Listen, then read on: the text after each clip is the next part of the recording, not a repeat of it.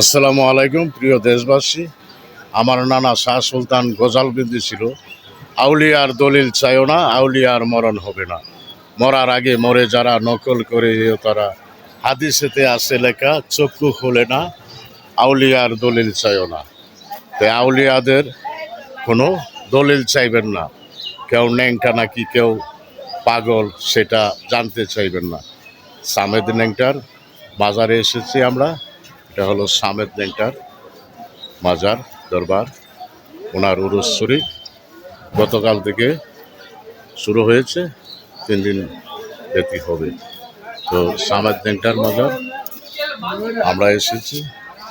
পাগল ফকিরের দরবার, পাগলদের আস্তানা সামেদ ন্যাংটা। আপনারা উপভোগ করুন। দেশ ও বিদেশ থেকে যারা উপভোগ করতেছেন তারা উপভোগ করুন। আর পাগল আল্লাহর অলিদেরকে কেউ বেয়াজ্জতি করার চেষ্টা করবেন না। আল্লাহর অলিদের মাজার ভাঙ্গার যারা চেষ্টা করবেন তাদের বিষ দাঁত ভেঙে দেওয়া হবে। সবাইকে হুঁশিয়ার করে দিয়ে বলছি, আল্লাহর অলিগণের মাজারে গিয়ে বেয়াদবি করবেন না। আল্লাহর অলিগণের মাজার ভাঙ্গার চেষ্টা করলে আল্লাহ ও আল্লাহর রাসূল তোমাদেরকে ক্ষমা করবে না। আসসালামু আলাইকুম।